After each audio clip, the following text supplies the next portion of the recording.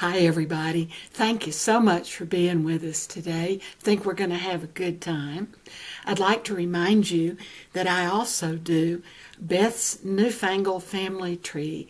It's a publication on electricscotland.com, and all you have to do is get it is go to electricscotland.com.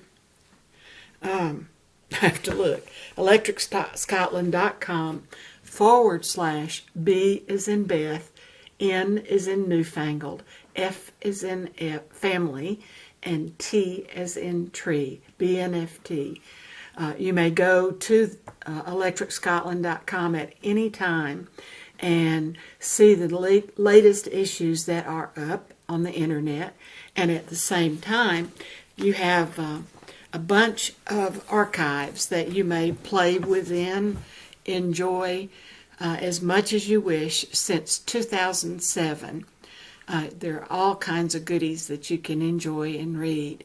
Today, we're going to talk about personal journals, old letters, in genealogical research, and all kinds of things that we have around the house. Prior to the 20th century, the ability to read and write was not considered a top priority by our ancestors. Paper was also very scarce and an expensive commodity. If you are fortunate enough to uncover a surviving journal or diary, this could greatly enhance your prospects for research success. Journals, diaries, old letters can serve many purposes for genealogists.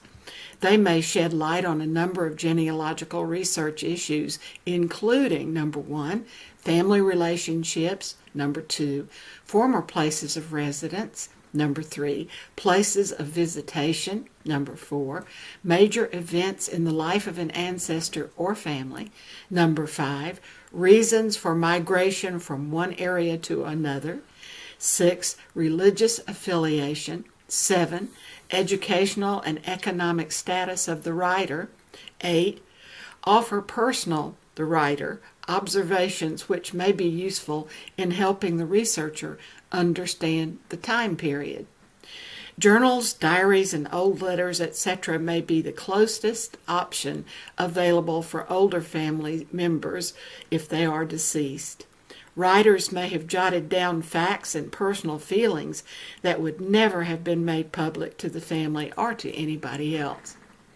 When examining these types of materials, it's wise to have a genealogical dictionary handy. The terminology used in wording will reflect the meanings relevant to the time period. Some professionals have also suggested having a handwriting style book handy as well. Reading penmanship from the 17th, 18th, and 19th centuries can be a challenge. It's very beautiful, but it can be a challenge to read. When the text refers to an individual or members of a family, it is also wise to determine what the relationship was between the writer and those names in the source. This may help you determine the relevance and accuracy of the information. And a little extra, because just like I was just talking about, there are different meanings to different words nowadays, different from the 17th, 18th, and sometime the 19th century. Stepmothers were sometimes called mothers-in-law in America's colonial time.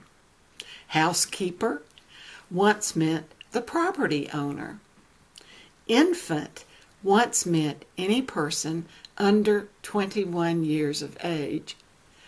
Domestic once meant housewife, and Mr. in the early days was applied only to men of wealth or education. Tithing once meant towns. In 1619, there were 100 children from London, from the London slums, were sent as apprentice workers to Virginia. Many of these children grew to become founders of plantations, businesses, universities, libraries, etc.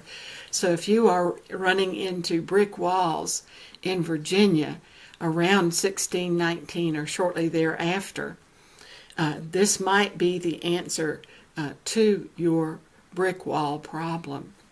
Thank you so much for being with us. We'll be back again next time. Thank you. Take care.